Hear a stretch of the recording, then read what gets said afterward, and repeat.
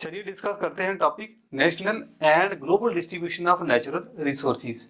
तो यहाँ पर जो नेशनल की बात हो रही है वो है इंडिया की। हम देखेंगे कि इंडिया में रिसोर्सेज की डिस्ट्रीब्यूशन, नेचुरल रिसोर्सेज की डिस्ट्रीब्यूशन कहाँ कहाँ कैसे है, स्टेटस क्या है, प्लस वर्ल्ड में जो है नेचुरल रिसोर्सेज की डिस्ट्रीब्यूशन को इस टॉपिक में देखेंगे और इसमें कवर करेंगे। जो कॉम्पिटिटिव एग्जाम में बहुत सारे क्वेश्चन आते हैं रिलेटेड टू नेचुरल रिसोर्सेज का जो करंट है उसको भी हम डिस्कस करेंगे इस टॉपिक में। तो नेचुरल रिसोर्सेज की डिस्ट्रीब्यूशन से पहले हमें पता होना चाहिए कि नेचुरल रिसोर्सेज होता क्या है।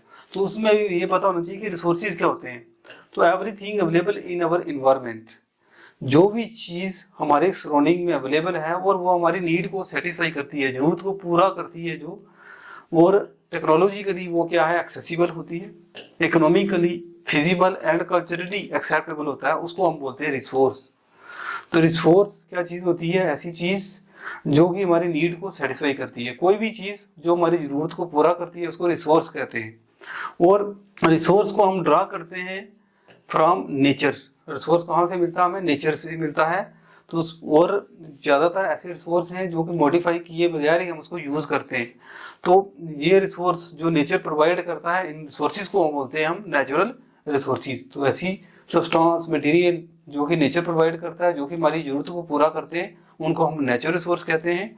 और इनकी एग्जांपल है जैसे कि हवा से हमें क्या मिलता है? ऑक्सीजन मिलता है, जिसकी वजह से हम जिंदा जीवन पॉसिबल है, लाइफ पॉसिबल है। वाटर जो है उनके बगैर भी लाइफ पॉसिबल नहीं है। और बहुत सारी चीजें जरूरत पूरी होती है, ये भी नेचुरल रिसोर्सेज हैं, चाहे रिवर से मिलता है, लेक से मिलता है, ओशन से मिलता है। Soil is a natural source. Minerals जो वो चाहे वो मेटेलिक हो या नॉन मेटेलिक, वो भी नेचुरल सोर्स का हिस्सा है। और ये जो रिसोर्सेज हैं ये नेचर का गिफ्ट होते हैं। जब हम ब्रॉड क्लासिफिकेशन करते हैं नेचुरल रिसोर्सेज की, तो उसमें exhaustible and non exhaustible resources आते हैं। और उनकी फर्दर जो क्लासिफिकेशन होती है उसमें आता है रिन्यूएबल एंड नॉन रिन्यूएबल।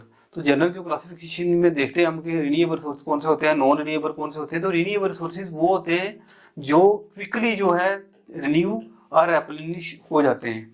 वो एकदम से तेजी का क्विक टाइम में, कम टाइम में जो है वो क्या हो जाते हैं, रिन्यू हो जाते हैं, उनको बोलते हैं रिन्यूएबल रिसोर्सेज।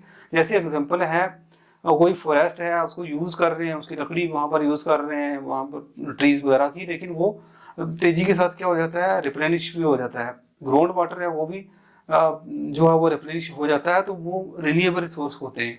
जबकि कुछ रिसोर्सेज हैं जो कि अनलिमिटेड हैं, जो कि हमारे यूज करने से, ह्यूमन के यूज करने से भी उनको खत्म नहीं होते किसी भी तरह की एक्टिविटीज हमारी वजह से। तो ऐसे एग्जांपल हैं जैसे सोलर एनर्जी हो गया, विंड एनर्जी हो गया, तो इनको भी हम रिन्यूएबल कैटेगरी में रखते हैं। तो ये ऐसे रिसोर्सेज होते हैं जो अनलिमिटेड हैं, हमारे यूज करने से उनको फर्क नहीं पड़ता। और नॉन रिन्यूएबल रिसोर्सेज वो रिसोर्सेज होते हैं जिनको क्या है, जिनका स्टॉक लिमिटेड है और ये क्विकली जो है रिन्यू नहीं हो पाते। रिन्यू होते हैं लेकिन इनमें बहुत टाइम लगता है, हजारों साल लग जाते हैं। और इनका जो रिन्यू होने का, जो प्रोडक्शन का जो रेट है वो कम है और यूजेज का जो है वो ज्यादा है। उस वजह से उसकी ज्यादा हो रही है और प्रोडक्शन कम होता है, तो इसमें हजारों टाइम साल लग जाते हैं रिन्यू होने में। तो ऐसे रिसोर्सेज को बोलते हैं नॉन रिन्यूएबल रिसोर्सेज, क्योंकि ये तेजी से यूज हो रहे हैं, इनका स्टॉक लिमिटेड है और ये खत्म हो जाएंगे। इनकी एग्जांपल है जैसे कि कोल हो गया, पेट्रोलियम हो गया, नेचुरल गैस, जो कि हम यूज कर रहे हैं लेकिन उस तरीके से वो रिप्लेनिश नहीं हो पाते, तो उनको हम कैटेगरी में रखते हैं नॉन रिन्यूएबल जो रिसोर्स होते हैं उनमें।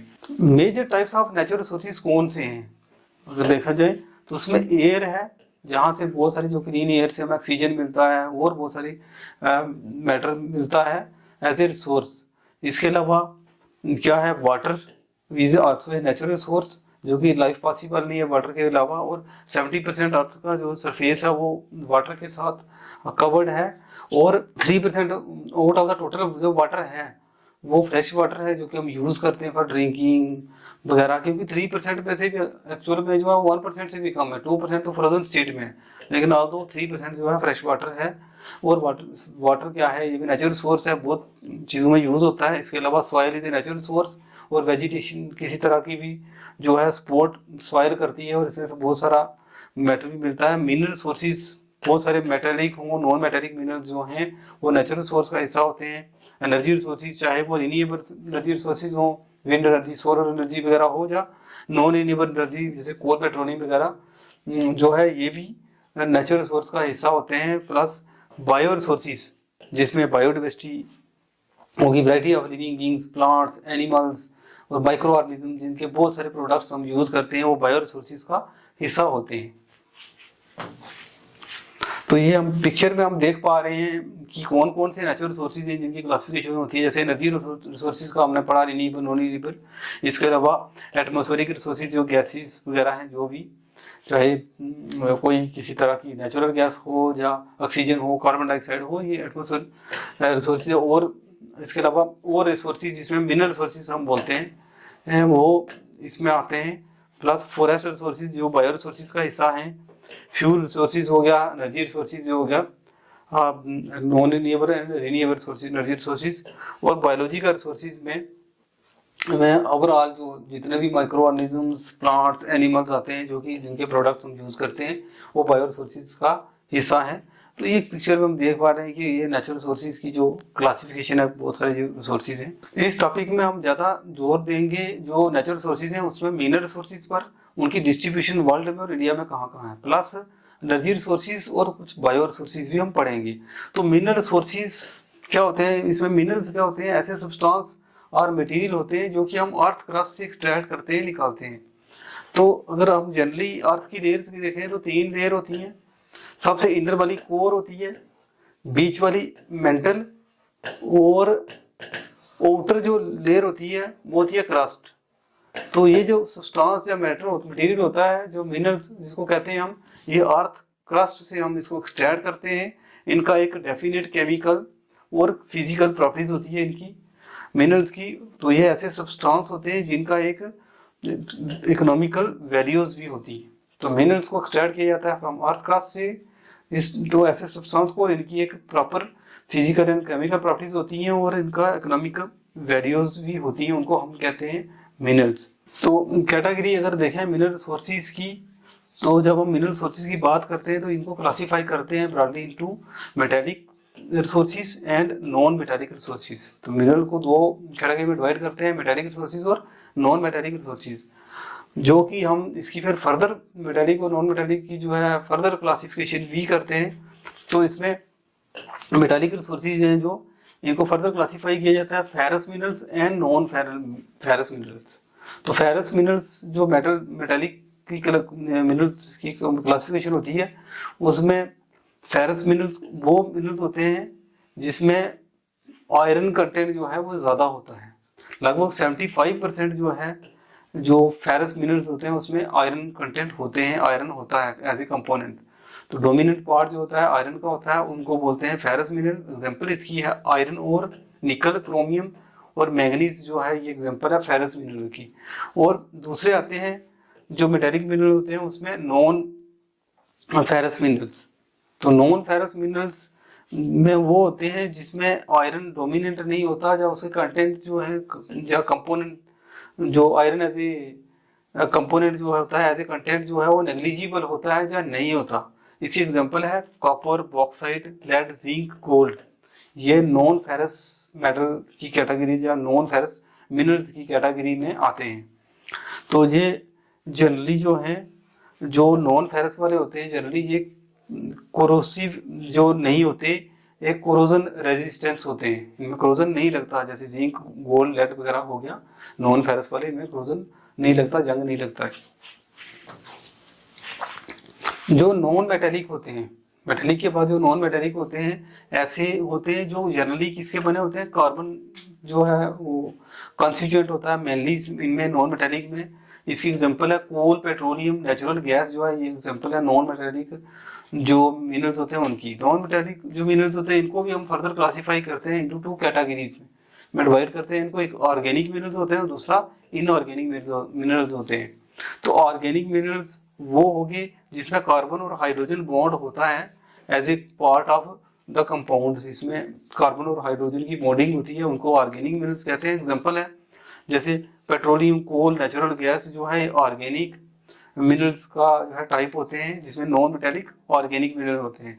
और इनऑर्गेनिक मिनरल्स होते हैं नॉन मेटालिक। इनऑर्गेनिक मिनरल्स वो होते हैं जिसमें कि कार्बन और हाइड्रोजन का बॉन्ड जल्दी जो है वो नहीं होता। एग्जाम्पल इसकी है जैसे माइका हो गया या लाइमस्टोन वगैरह हो गया, ये इनऑर्गेनिक मिनरल्स होते हैं, जो नॉन मेटेलिक इनऑर्गेनिक मिनरल्स के ये टाइप है। जब हम इस टॉपिक को पढ़ते हैं तो उसमें ज़्यादा से ज़्यादा जो चीज़ें रिपीट होती हैं, एक तो मिनरल्स क्या होता है और ओर्स क्या होती हैं।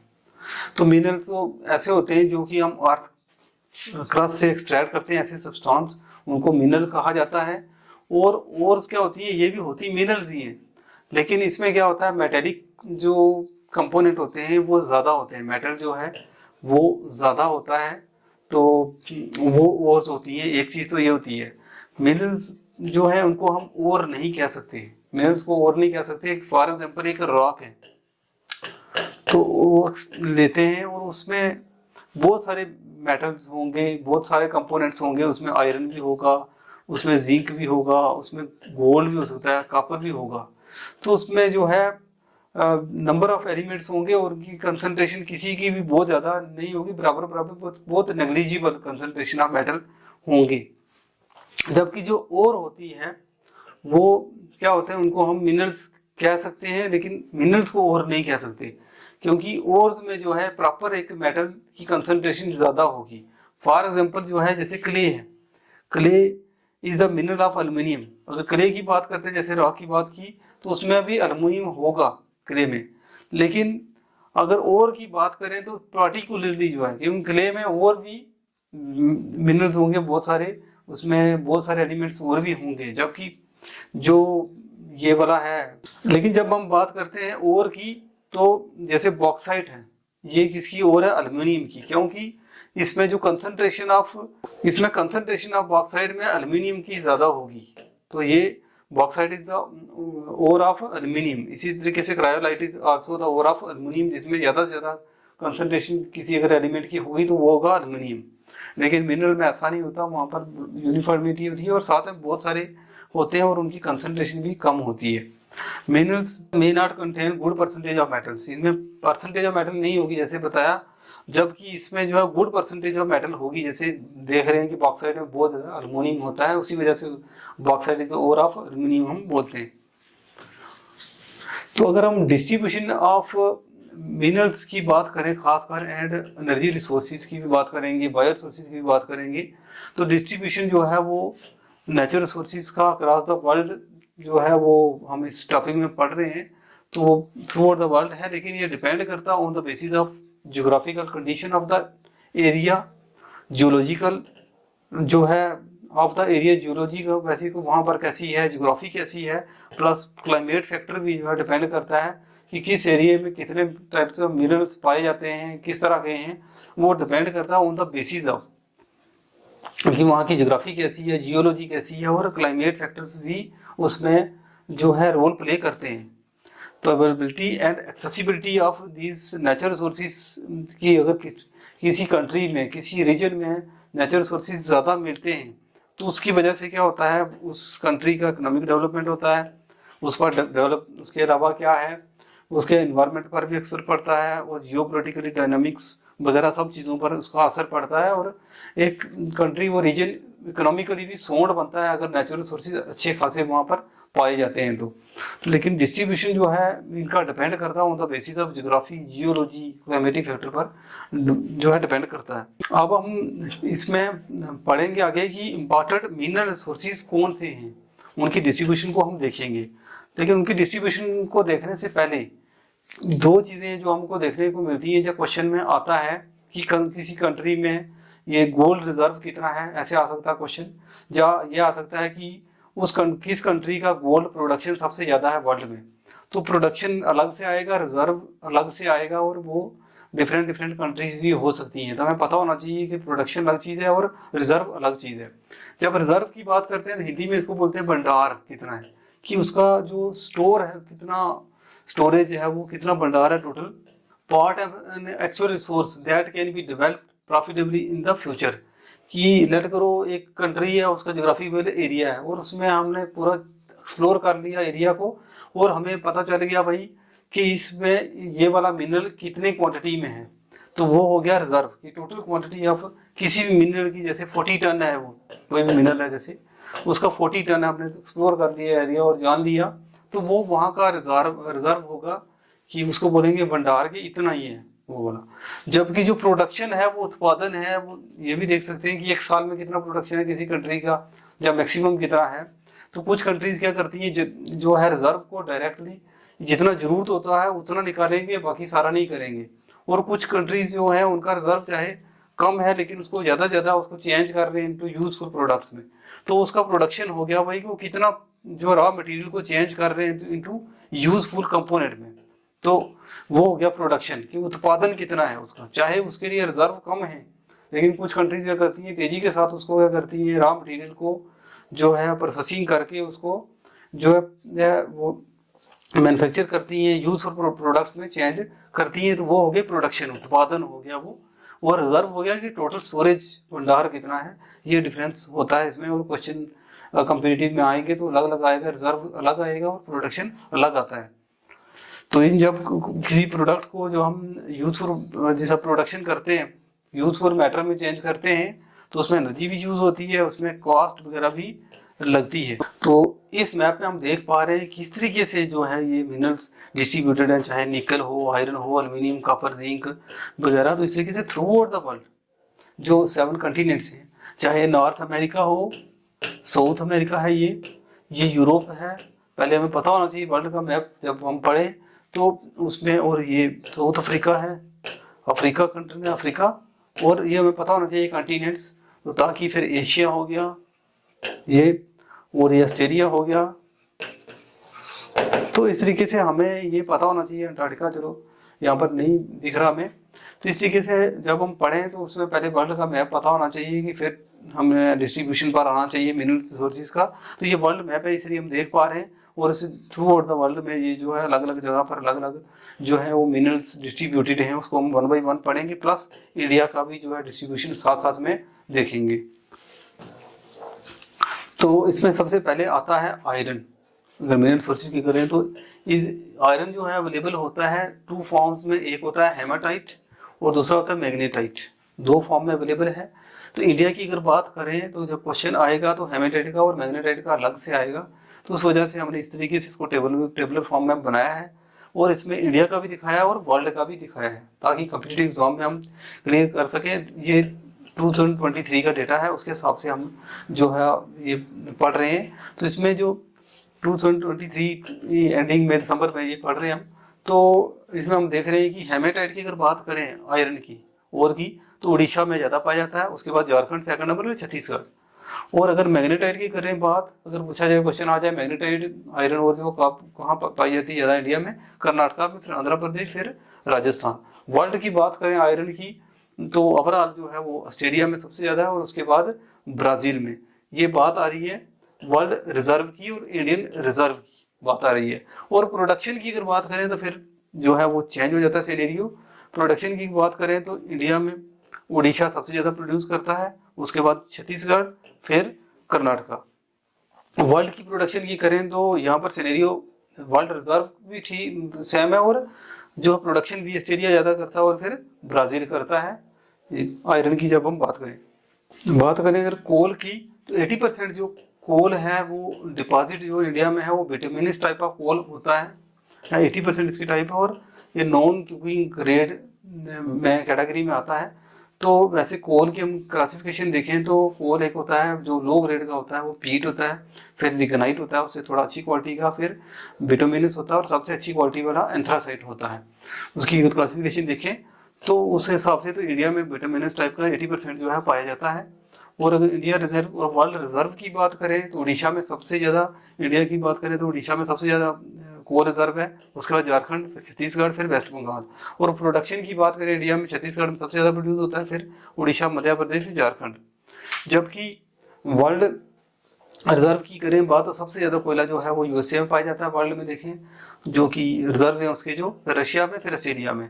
और प्रोडक्शन जो कर रहा है सबसे ज़्यादा वो कोल कर रहा है चाइना, और उसके बाद इंडिया। दोनों डेवलपिंग कंट्रीज हैं जो कोल की जो प्रोडक्शन में आगे हैं, जो मोस्ट पॉपुलेटेड कंट्रीज हैं दो। तो वो प्रोडक्शन की बात करें तो कोयला में चाइना और दूसरे नंबर इंडिया है। उसके बाद आता है मैग्नीज ओर, और मैग्नीज ओर जो है इंपॉर्टेंट रॉ मटेरियल है for smelting of iron ore को स्मेल्टिंग करने के लिए यूज़ किया जाता है ये। मैंगनीज और इंडिया में रिजर्व की बात करें तो उड़ीसा, कर्नाटक और मध्य प्रदेश, और प्रोडक्शन में मध्य प्रदेश, महाराष्ट्र और उड़ीसा है। और वर्ल्ड की बात करें तो मैंगनीज सबसे ज्यादा साउथ अफ्रीका पाया जाता है, रिजर्व उसके बाद ब्राजील और ऑस्ट्रेलिया। और वर्ल्ड प्रोडक्शन की बात भी करें तो अफ्रीका सबसे पहले है, साउथ अफ्रीका, उसके बाद प्रोडक्शन में गैबोन जो है वो कंट्री आती है सेकंड नंबर पर।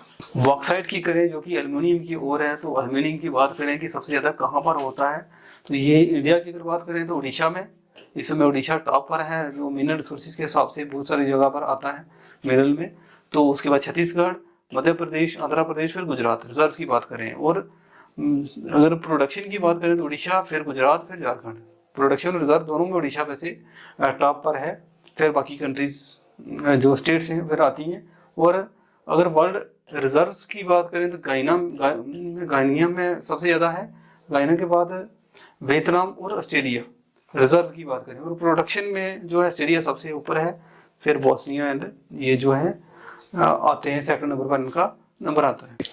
कॉपर जो है इंडिसिबल मेटल है जो कि इलेक्ट्रिकल इंडस्ट्रीज में स्पेशली जो यूज होता है, making wires, electronic Motors, transformers वगैरह जनरेटर बनाने में इस्तेमाल होता है ये कॉपर। और कॉपर इंडिया में जो है इसके रिजर्व्स राजस्थान में सबसे ज़्यादा है, फिर मध्य प्रदेश, फिर झारखंड।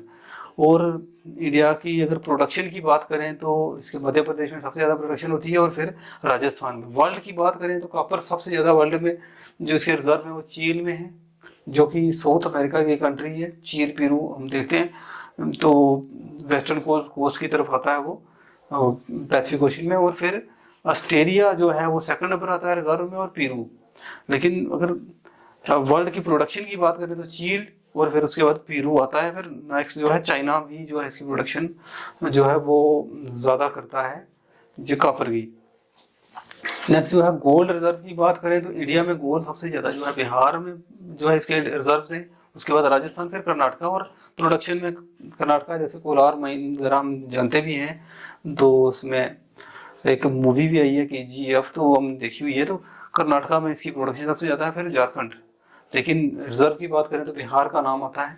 और वर्ल्ड रिजर्व की बात करें तो वर्ल्ड में सबसे ज्यादा गोल्ड जो है वो ऑस्ट्रेलिया में है, और उसके बाद रशिया, और फिर साउथ अफ्रीका। लेकिन प्रोडक्शन की बात करें तो इसमें चाइना सबसे ज्यादा प्रोडक्शन करता है इसकी गोल्ड की, उसके बाद ऑस्ट्रेलिया और फिर रशिया। तो ऑस्ट्रेलिया गोल्ड में इसमें रिजर्व के हिसाब से बहुत ऊपर है। तो नेक्स्ट आता है जो है सिल्वर। तो इंडिया की बात करें तो इसके रिजर्व की बात करें तो राजस्थान में सबसे ज्यादा सिल्वर है, फिर कर्नाटक, फिर झारखंड। और प्रोडक्शन में भी राजस्थान और फिर कर्नाटक का नंबर आता है सिल्वर में। In case of world reserve की बात करें तो पेरू और फिर ऑस्ट्रेलिया जो है ये सिल्वर में जो है रिजर्व में नंबर टॉप पर आते हैं। और वर्ल्ड प्रोडक्शन की बात करें तो मैक्सिको जो कि नॉर्थ अमेरिका की कंट्री है, और फिर चाइना जो है वो सेकंड नंबर पर आता है प्रोडक्शन में सिल्वर में। तो गोल्ड का भी में भी चाइना है, और उसमें भी चाइना का नंबर देख रहे हैं हम कि कहीं ना कहीं है लिस्ट में। तो इसके बाद lead and zinc important mineral है ये भी।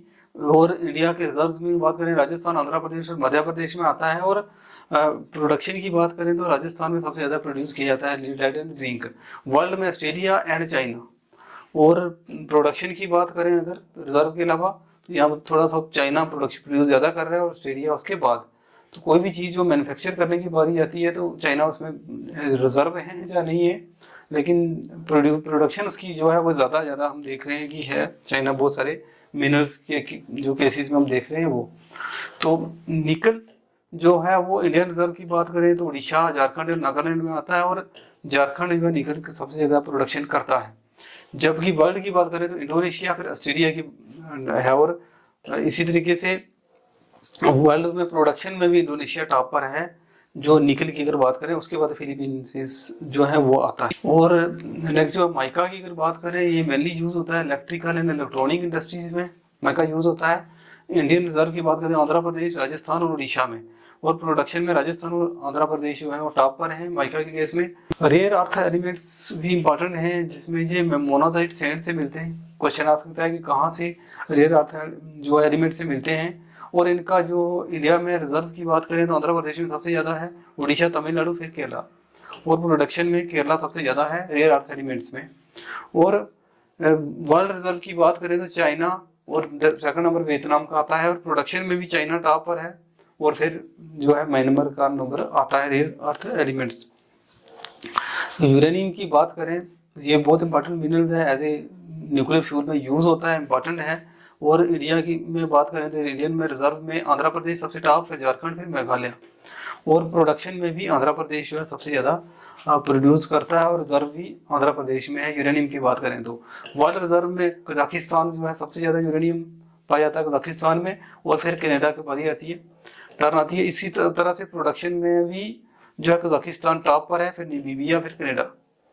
तो इंडिया की अगर बात करें इसके अलावा जो है India has the largest resource of thorium followed by Brazil, Australia and United state. जो है अमेरिका को छोड़कर सबसे पहले जो है लार्जेस्ट जो रिसोर्सेज हैं थोरियम के वो इंडिया में पाए जाते हैं, उसके बाद ब्राजील, फिर ऑस्ट्रेलिया और फिर अमेरिका। लिथियम इंडिया में जो है लिथियम का J&K में बहुत ज़्यादा रिजर्व है, उसके बाद कर्नाटका में आता है। अगर बात करें वर्ल्ड रिजर्व की तो बोलीविया, अर्जेंटीना, चील, ऑस्ट्रेलिया और चाइना जो है वर्ल्ड रिजर्व में जो है लिथियम में आते हैं, और प्रोडक्शन में भी ऑस्ट्रेलिया, फिर चीन, फिर चाइना। एस्बेस्टस की बात करें तो सबसे ज़्यादा इसका रिजर्व इंडिया में राजस्थान, फिर कर्नाटका में। और वैसे ये वर्ल्ड में ये इम्पोर्ट भी करते हैं। प्रोडक्शन की बात करें तो एस्बेस्टस हम ज़्यादातर जो है इम्पोर्ट कर रहे हैं, बाहर से लाते हैं। और वर्ल्ड रिजर्व की बात करें तो रशिया, चाइना और कजाकिस्तान, और रशिया जो है एस्बेस्टस में जो है वो टॉप पर है, उसके बाद कजाकिस्तान आता है प्रोडक्शन की बात करें तो। इसके अलावा लाइमस्टोन जो है वो इंडियन रिजर्व की बात करें कर्नाटका, आंध्र प्रदेश, राजस्थान। और इंडिया की प्रोडक्शन की बात करें लाइमस्टोन तो राजस्थान में सबसे ज़्यादा, फिर आंध्र प्रदेश में, मध्य प्रदेश। और वर्ल्ड में जो प्रोडक्शन इस समय हो रही है चाइना में, यूएसए में, और थर्ड नंबर इंडिया का नंबर आता है लाइमस्टोन के केस में। Crude oil and natural gas की बात करें इंडिया और वर्ल्ड में तो इंडियन रिजर्व की बात करें, जो इंडिया का रिजर्व है उसमें असम में क्रूड, गुजरात और राजस्थान आता है। जो है असम सबसे ज़्यादा क्रूड ऑयल पाया जाता है, उसके बाद गुजरात और राजस्थान। प्रोडक्शन की बात करें अगर तो इसमें जो है क्रूड ऑयल राजस्थान में सबसे ज़्यादा होता है, उसके बाद गुजरात में प्रोडक्शन होती है इसकी। जबकि नेचुरल गैस की केस में असम में सबसे ज़्यादा होती है, और उसके बाद राजस्थान में होता है इसका नेचुरल गैस का प्रोडक्शन। और वर्ल्ड रिजर्व्स की अगर बात करें तो उसमें क्रूड ऑयल जो है वेनेजुएला में सबसे ज़्यादा, फिर सऊदी अरेबिया, फिर कनाडा में जो रिजर्व की बात करें क्रूड ऑयल की। और नेचुरल गैस के रिजर्व की बात करें तो सबसे ज़्यादा वर्ल्ड में रशिया में नेचुरल गैस होता है, उसके बाद आयरन, फिर कतर। तो क्रूड ऑयल में यूएसए टॉप पर है प्रोडक्शन में, और उसके बाद सऊदी अरेबिया आता है।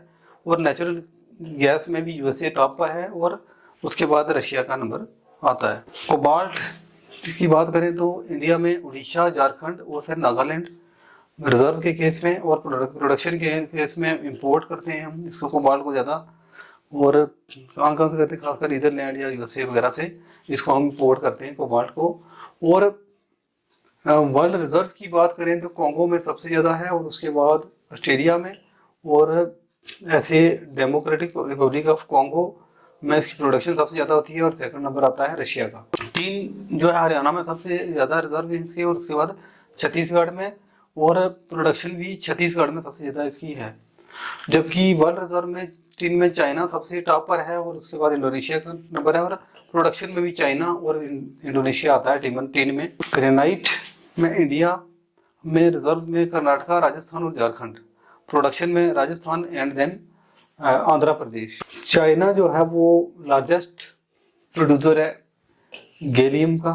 ये क्वेश्चन जो ये इम्पोर्टेंट है कि गैलियम का सबसे ज़्यादा जो लार्जेस्ट प्रोड्यूसर होना चाइना है। डायमंड जो है सबसे ज़्यादा इंडिया में अगर बात करें तो मध्य प्रदेश में पाया जाता है। क्वेश्चन आ सकता है कभी का, इंडियन के स्टेट में डायमंड पाया जाता है तो मध्य प्रदेश में। अगर वर्ल्ड की बात करें डायमंड के केस में तो रशिया में सबसे ज़्यादा, उसके बाद बोट्सवाना में जो है। इन केस ऑफ चाहे रिजर्व की बात करें प्रोडक्शन में भी करें तो डायमंड सबसे ज़्यादा रशिया में, और उसके बाद बोट्सवाना में होता है रिजर्व प्रोडक्शन दोनों की बात। और अवेलेबल डाटा के हिसाब से अगर देखें तो मार्बल रिसोर्सेज की अगर बात करें तो 63% जो मार्बल रिसोर्सेज हैं वो राजस्थान से मिलता है मार्बल। उसके बाद 21% जो है J&K में, 6% गुजरात और 4% छत्तीसगढ़।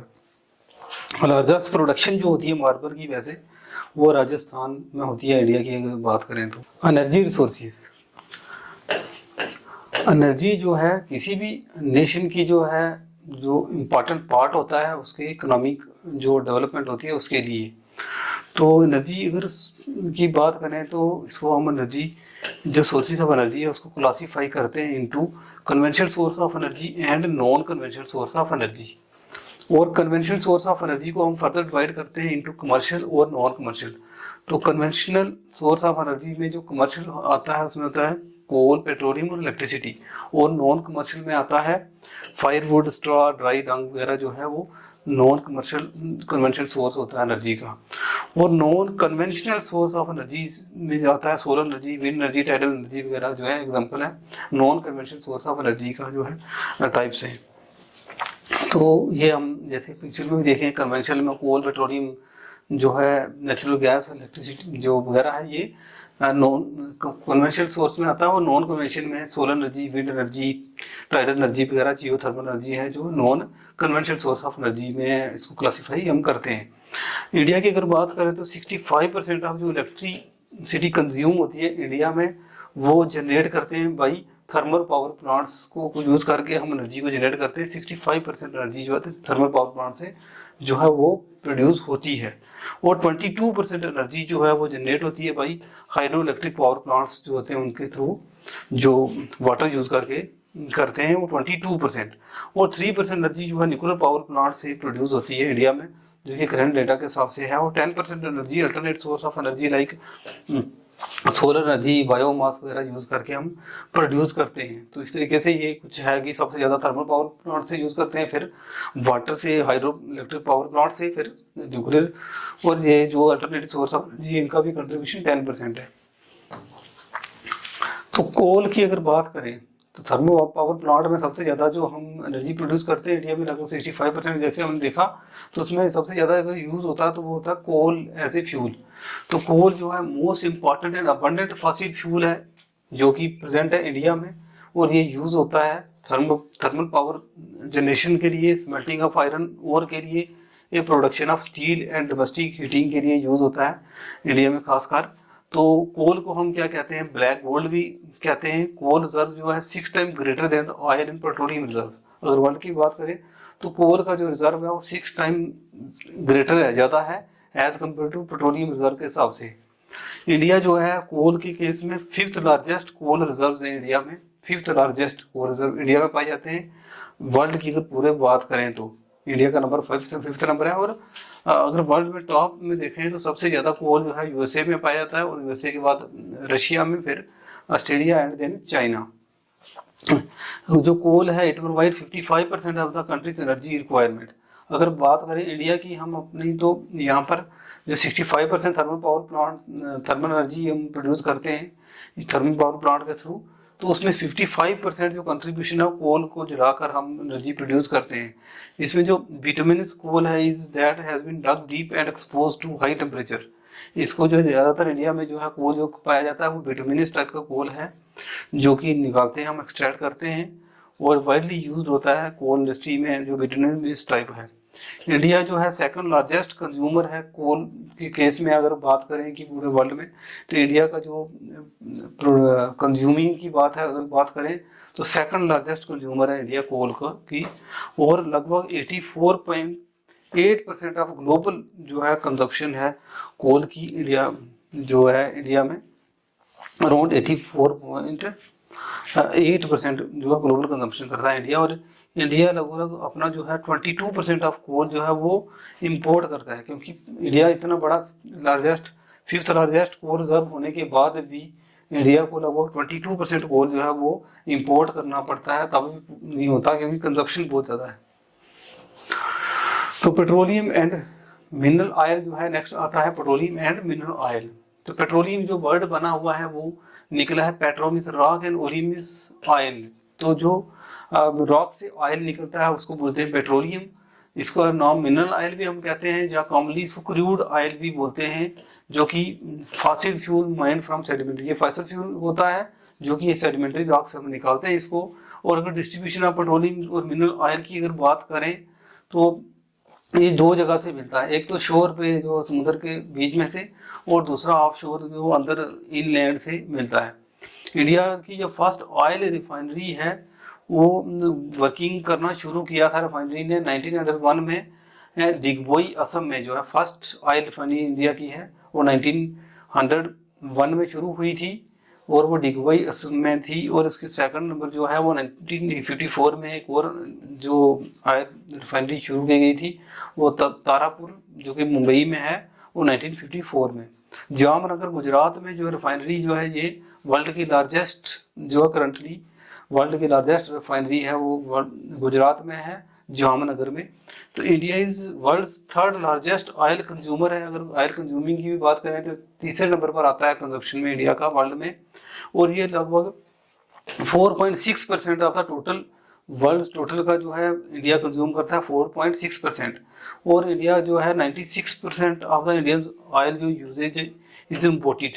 लगभग 96% जो है इंडिया जो ऑयल को इंपोर्ट करता है क्योंकि इंडिया में इतना बड़े रिजर्व नहीं है, ना ज़्यादा प्रोडक्शन है।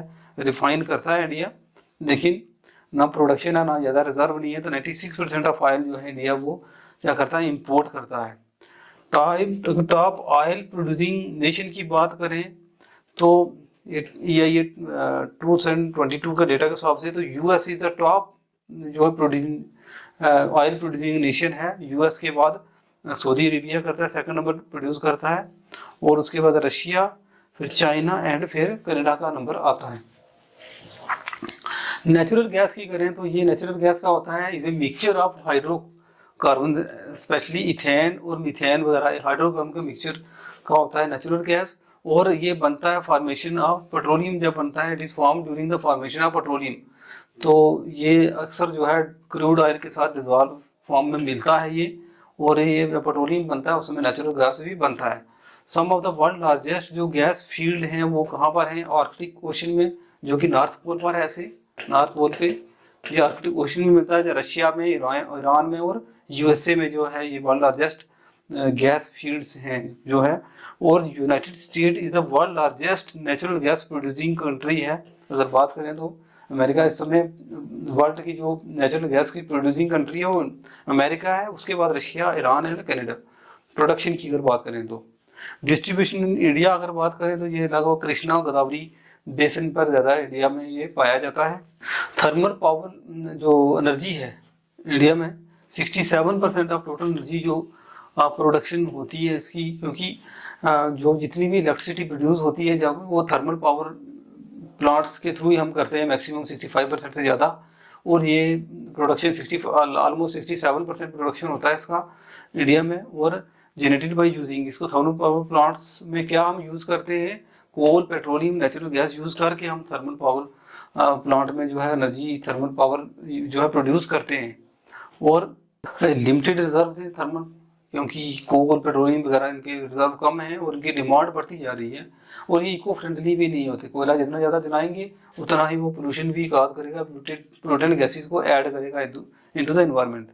लार्जेस्ट जो प्रोड्यूसर है इंडिया की बात करें, थर्मल एनर्जी की बात करें तो Maharashtra is the largest producer है वो। और उसके बाद आता है न्यूक्लियर एनर्जी की अगर बात करें तो nuclear energy as a viable source of in recent time. अब जो इस समय सबसे ज़्यादा हम शिफ्ट हो रहे हैं थ्रू द वर्ल्ड भी हो रहा है वो न्यूक्लियर एनर्जी की तरफ हो रहा है। और जो है इमर्जिंग इस समय जो है सोर्स है न्यूक्लियर, जो मेटल मटीरियल है उसको बर्न करके जो है हम एनर्जी प्रोड्यूस करते हैं। कोर रॉ मटेरियल जो न्यूक्लियर एनर्जी का होता है उसमें है uranium, thorium, heavy water, zirconium, helium जो है कोर रॉ मटेरियल है न्यूक्लियर एनर्जी के। और डिस्ट्रीब्यूशन ऑफ यूरेनियम अक्रॉस अगर वर्ल्ड की देखें तो लार्जेस्ट डिपॉजिट जो है वो ऑस्ट्रेलिया में है, फिर कजाकिस्तान, फिर एंड कनाडा में। न्यूक्लियर एनर्जी प्रोड्यूसिंग कंट्रीज की बात करें अगर कंट्री की तो ये तो हो गया डिपॉजिट कहाँ पर ज़्यादा है। और अगर कंट्रीज प्रोड्यूसिंग की बात करें तो यूएसए सबसे ज़्यादा एनर्जी प्रोड्यूस करता है, न्यूक्लियर से एनर्जी बनाता है जो सबसे ज़्यादा वो यूएसए बनाता है, फिर फ्रांस बना रहा है, फिर China, Japan, Russia, south Korea, Canada, Ukraine. और ये हो गया न्यूक्लियर एनर्जी प्रोड्यूसिंग के हिसाब से नेशन है। और अगर लार्जेस्ट शेयर कौन सी इलेक्ट्रिसिटी जो शेयर करता है वर्ल्ड में वो है फ्रांस का नंबर आता है। फ्रांस में सबसे ज़्यादा जो बिजली बनाई जाती है न्यूक्लियर वो न्यूक्लियर एनर्जी के थ्रू ही तैयार की जाती है। और लगभग 70% एनर्जी जो है प्रोड्यूस होती है। जैसे इंडिया में हम थर्मल पावर प्लांट से 65% से ज़्यादा एनर्जी यूज़ करते हैं, प्रोड्यूस करते हैं उसको। इसी तरीके से फ्रांस में ज़्यादा जगह एनर्जी को प्रोड्यूस कर रहे हैं और उसको यूज़ कर रहे हैं, वो न्यूक्लियर एनर्जी है, वो लगभग 70% उससे ज़्यादा हो रही है। तो ये अगर शेयर की बात करें एनर्जी तो फ्रांस का नंबर आता है, लेकिन न्यूक्लियर एनर्जी प्रोड्यूसिंग की बात करें तो यूएसए आता है, परसेंटेज वाइज फ्रांस आता है। Nuclear power is India 5th largest source of electricity है। अगर इंडिया की बात करें तो इंडिया में जो न्यूक्लियर एनर्जी हो रही है वो थर्मल पावर प्लांट के बाद, वाटर हाइड्रो वगैरह के हिसाब से और बाकी अल्टरनेट सोर्स ऑफ एनर्जी के बाद 5th लार्जेस्ट सोर्स जो है वो न्यूक्लियर एनर्जी का इंडिया में। और India is also rank 7th in the terms of nuclear reactors. Nuclear reactor सबसे ज़्यादा जो देशों में लगे हुए हैं उस हिसाब से इंडिया का जो है 7th रैंक आता है। और इसमें लगभग 23 न्यूक्लियर रिएक्टर्स हैं इंडिया में इस समय करंटली, जो कि लगभग 7 पावर स्टेशन में हैं ये total 23 nuclear reactors. Nuclear reactor हो गया एक जो है ऐसे रिएक्टर बना हुआ है, और उसमें पावर प्लांट हो गया ऐसे पूरा, और उसमें जो उसके साथ 2-3 रिएक्टर भी होते हैं। तो न्यूक्लियर रिएक्टर तो कितने हैं 23 हैं, लेकिन न्यूक्लियर पावर प्लांट जो है वो 7 हैं। With the goal of increasing nuclear power contribution, ये इस समय इंडिया का जो हमारा जो गोल है कि हमने लगभग 3% जो एनर्जी न्यूक्लियर एनर्जी प्रोड्यूस कर रहे हैं उसको बढ़ाकर लगभग 2031 तक 5% तक हमने इसको पहुंचाना है, ये हमारा गोल है। रिन्यूएबल सोर्स ऑफ एनर्जी में आता है जैसे विंड एनर्जी। विंड क्या हो गया, मूविंग एयर को बोलते हैं विंड, और विंड मूविंग एयर की काइनेटिक एनर्जी को यूज करके हम जो एनर्जी प्रोड्यूस करते हैं वो विंड एनर्जी होती है। इंडिया जो है 4th पोजीशन है in terms of wind power install capacity के हिसाब से। आफ्टर किसके बाद सबसे पहले जो सबसे ज़्यादा जो इंस्टॉल्ड है वो चाइना के बाद यूएसए, फिर जर्मनी। इंडिया का नंबर 4th आता है विंड एनर्जी के केस में। और according to the National Institute of Wind Energy, India की जो इंस्टॉल कैपेसिटी है विंड एनर्जी की वो कितनी है, कैपेसिटी कितनी है, पोटेंशियल कितना है 302 gigawatt.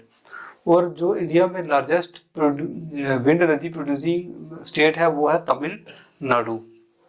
Tamil Nadu has biggest wind farm है, क्लस्टर्स बड़े बड़े विंड फार्म है तमिलनाडु में, जो कि शुरू होते हैं नगर कोयल से लेकर मदुराई तक जो है फैले हुए हैं।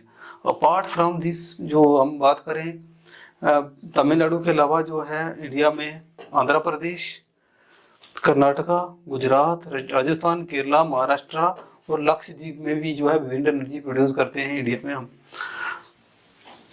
नेक्स्ट जो आता है रिन्यूएबल सोर्स ऑफ एनर्जी में वो आता है सोलर एनर्जी। तो सोलर एनर्जी ये क्या है, non conventional source renewable source of energy आती है। पहले पता है इसमें क्या करते हैं, फोटोवोल्टाइक्स जो सेल्स होते हैं इस क्या करते हैं, वो सनलाइट को ऑब्जॉर्व करते हैं और कन्वर्ट करते हैं इनटू इलेक्ट्रिसिटी में। तो इसमें जो सोलर एनर्जी बनती है। और चाइना जो है वो लार्जेस्ट प्रोड्यूसर है सोलर एनर्जी का वर्ल्ड में, followed by USA, Japan and Germany. India की बात करें तो 5th लार्जेस्ट सोलर कंट्री है इंडिया। और इस समय सोलर मिशन भी एक शुरू किया गया है जो करंट प्राइम मिनिस्टर है नरेंद्र मोदी जी, जिसमें कि बहुत सारे देश हैं जो ट्रॉपिकल और सब ट्रॉपिकल एरिया में हैं। तो सोलर एनर्जी को ज़्यादा से ज़्यादा ताकि बढ़ावा दिया जाए उसके लिए शुरू किया गया है वो। India 5th largest solar country है वर्ल्ड में। और इंडिया का जो प्लान है to add 2000 megawatt of solar energy by 2022, जो कि under Jawahar National Solar Mission के अंडर आता है, वो भी प्लान इंडिया का। और द लार्जेस्ट सोलर प्लांट जो इंडिया में है वो माधवपुर नियर भुज गुजरात में है, जहाँ पर सोलर एनर्जी को यूज़ करके जो मिल्क कैन उनको स्टरलाइज किया जाता है। तो लार्जेस्ट सोलर पावर प्लांट जो है वो गुजरात में है। और उसके बाद आता है हाइड्रो इलेक्ट्रिसिटी। तो लगभग हमने जैसे पढ़ा कि लगभग इंडिया की अगर बात करें तो 22% इस समय एनर्जी जो है बिजली से जो बनाते हैं हम वो बनाते हैं हाइड्रो इलेक्ट्रिक पावर प्लांट्स के थ्रू। ये इको फ्रेंडली होती है, क्लीन होती है और रिन्यूएबल सोर्स ऑफ एनर्जी है ये। चाइना इस समय लीडिंग है, टॉप पर लिस्ट पर है जो हाइड्रो इलेक्ट्रिक एनर्जी प्रोड्यूस करने में। उसके बाद followed by Brazil, United states, Canada and Russia आता है। और अगर इंडिया की बात करें तो आंध्र प्रदेश जो है स्टेट है, इसमें सबसे ज़्यादा जो है हाइड्रो इलेक्ट्रिसिटी प्रोड्यूस की जाती है। जियोथर्मल एनर्जी की बात करें तो रेफर टू थर्मल क्या होता है, हीट। तो हीट को यूज़ करके एनर्जी प्रोड्यूस की जाती है। और जियो क्या हो गया, अर्थ की जो हीट है उसको यूज़ करके हम एनर्जी प्रोड्यूस करते हैं, उसको बोलते हैं जियोथर्मल एनर्जी। तो इसमें क्या है, अर्थ के इंटीरियर में जैसे जैसे हम जाते हैं नीचे की तरफ जाते हैं तो अर्थ में टेम्परेचर बढ़ता जाता है। जैसे जैसे कोर की तरफ जाएंगे, क्रस्ट से मेंटल, मेंटल से कोर की तरफ जाएंगे तो टेम्परेचर बढ़ता जाता है। तो अर्थ के इंटीरियर में टेम्परेचर ज़्यादा है, तो वहाँ पर जब नीचे जाते हैं तो ग्राउंड वाटर जैसे अंदर है वो क्या करता है, वो ऑब्जर्व कर रहता है किसी किसी जगह पर हीट जो अंदर से आती है अर्थ की, वो ऑब्जर्व करता है, और वो उसमें से क्या होता है, वो जब ग्राउंड वाटर वार्म होता है और वो टर्न हो जाता है इनटू स्टीम में, और इस स्टीम की एनर्जी को हम यूज़ करते हैं, स्टीम को इस्तेमाल करते हैं, यूज़ करते हैं टरबाइन को, जो होते हैं जनरेटर के जो टरबाइन होते हैं वो मूव करने में मदद करता है स्टीम, और उसकी वजह से इलेक्ट्रिसिटी जो है वो जनरेट होती है। United state of America USA America जो है वो लीडिंग प्रोड्यूसर है जियोथर्मल पावर का। उसके बाद followed by Indonesia, Philippines, Turkey, New Zealand जो है ये कंट्रीज हैं जो टॉप 5 कंट्रीज हैं जो जियोथर्मल पावर जो है वो प्रोड्यूस करते हैं। 2 एक्सपेरिमेंटल प्रोजेक्ट जो है इंडिया में भी सेटअप किए गए हैं जियोथर्मल एनर्जी के। वो कौन कौन से हैं? एक पार्वती वैली नियर मणिकर्ण साहब जो हिमाचल प्रदेश में है, प्लस पुगा वैली लद्दाख जो है, ये जियोथर्मल एनर्जी के 2 जो हैं प्रोजेक्ट्स जो हैं इंडिया में लगाए गए हैं। टाइडल एनर्जी जो है, टाइड्स जो ओशन की आती हैं उनको यूज़ करके एनर्जी प्रोड्यूस की जाती है। जब लो टाइड, हाई टाइड वगैरह आती है तो इसमें क्या होता है कि एक डैम बनाया जाता है और टाइड्स आ जाती हैं, उसको रोक दिया जाता है, और फिर वो जब वापस जाती हैं ओशन में तो टरबाइन घूमते हैं, और इस तरीके से टाइडल एनर्जी के थ्रू फिर हम क्या करते हैं, इलेक्ट्रिसिटी को प्रोड्यूस करते हैं। तो वो तो एक मेथड हो गया, प्रोसेस को हम बाद में भी एक स्पेशल लेक्चर में पढ़ सकते हैं। तो जो Sihwa lake tidal power station है in South Korea has the largest electricity generation capacity of 254 megawatt का जो है ये लगाया गया हुआ है, इंस्टॉल किया हुआ है साउथ कोरिया में टाइडल एनर्जी का। और जो ओल्डेस्ट, सबसे पुराना और सेकंड लार्जेस्ट, साउथ कोरिया के बाद जो सेकंड लार्जेस्ट जो टाइडल एनर्जी का जो प्लांट लगाया हुआ है वो लगाया हुआ है लॉरेंस फ्रांस में, जिसकी कैपेसिटी है 240 मेगावाट ऑफ इलेक्ट्रिसिटी जनरेशन की जो उसकी कैपेसिटी है। इंडिया की बात करें तो गल्फ ऑफ कच्छ गुजरात में जो है एक आइडियल कंडीशन है कि वहाँ पर आइडियल जो टाइडल एनर्जी हम प्रोड्यूस कर सकते हैं। एक्सपेरिमेंट वे में हमने जो है एक प्लांट लगाया हुआ है 150 किलोवाट का एट विजनजम त्रिवेंद्रपुरम में जो कि केरला में है, और इसके अलावा 900 मेगावाट का जो है वो कच्छ में गुजरात में भी लगाया हुआ है टाइडल एनर्जी को प्रोड्यूस करने के लिए। बायो रिसोर्सेज आर, इनको हम बायोलॉजिकल रिसोर्सेज भी कहते हैं। ये कौन से हो गए? जैसे प्लांट्स, एनिमल और माइक्रो ऑर्गेनिज्म और उनके जो प्रोडक्ट्स होते हैं ये बायो रिसोर्सेज का हिस्सा होते हैं। और जैसे ये टॉपिक तो बड़ा है, बायो रिसोर्सेज में बहुत सारे, चाहे फूड मिलता है हमें, चाहे क्लास मिल रहा है, चाहे बाकी चीज़ें जो भी मिलती हैं, मेडिसिन मिलती हैं, वो बायो रिसोर्सेज का हिस्सा होते हैं। और इन केस ऑफ इंडिया की अगर बात करें 2.4% ऑफ वर्ल्ड की जो लैंड है, जोग्राफिकल लैंड है, वो इंडिया के पास है। थ्रू द वर्ल्ड की बात करें तो इंडिया का कंट्रीब्यूशन जो जोग्राफिकल लैंड है 2.4% है।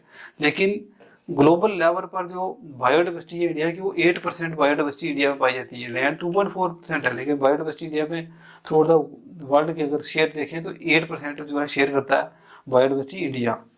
और जिसमें इंक्लूड होता है लगभग 45,000 जो है प्लांट स्पीशीज इंडिया में पाए जाते हैं, लगभग 91,000 एनिमल स्पीशीज इंडिया में पाए जाते हैं। और इंडिया जो है बायोलॉजिकली और डाइवर्सिटी जो है रिच कंट्री है, और इसमें बहुत सारे तरह के जो है इकोलॉजिकल हैबिटेट्स हैं, जैसे forest, grassland, wetlands, coastal regions, even desert वगैरह और मेरीन इकोसिस्टम इंडिया में पाए जाते हैं, जिसकी वजह से जो है डाइवर्सिटी बहुत ज़्यादा है। यहाँ पर टेम्परेचर, यहाँ पर क्लाइमेट वेरिएशंस भी आता है, हॉट कोल्ड जो है वगैरह भी, जो वेदर अलग अलग तरह के हैं। बारिश भी इंडिया में सबसे ज़्यादा एक जगह मौसम वहाँ पर होती है, उसकी वजह से इंडिया में वास्ट डाइवर्सिटी है, और उसको प्रोडक्ट्स बहुत सारे हम यूज़ करते हैं जो कि बायो रिसोर्सेज का हिस्सा होते हैं। तो इंडिया जो है वो कंसिडर किया जाता है लगभग वर्ल्ड में जो है जो 17 मेगा कंट्रीज हैं उसमें इंडिया का नंबर भी आता है। और हॉटस्पॉट्स आती हैं, ग्लोबल बायोडाइवर्सिटी हॉटस्पॉट्स, उसमें भी 4 हॉटस्पॉट जो हैं वो इंडिया में पाए जाते हैं। वो कौन कौन से? Eastern Himalaya, Indo Burman, western Ghats और श्रीलंकन एंड सडालैंड जो है, ये वाले जो 4 हैं वो इंडिया में पाए जाते हैं। 4 हॉटस्पॉट आउट ऑफ टोटल लगभग 36 हॉटस्पॉट्स हैं, उसमें से 4 जो है वो इंडिया में पाए जाते हैं। और हॉटस्पॉट ऐसी जगह होती है जहाँ पर बायोडाइवर्सिटी जो है रिच होती है और एंडेमिक स्पीशीज मैक्सिमम वहाँ पर पाए जाते हैं। तो ये हो गया जो बायो रिसोर्सेज। तो this is all about the topic जो है national and global distribution of resources. Thank you.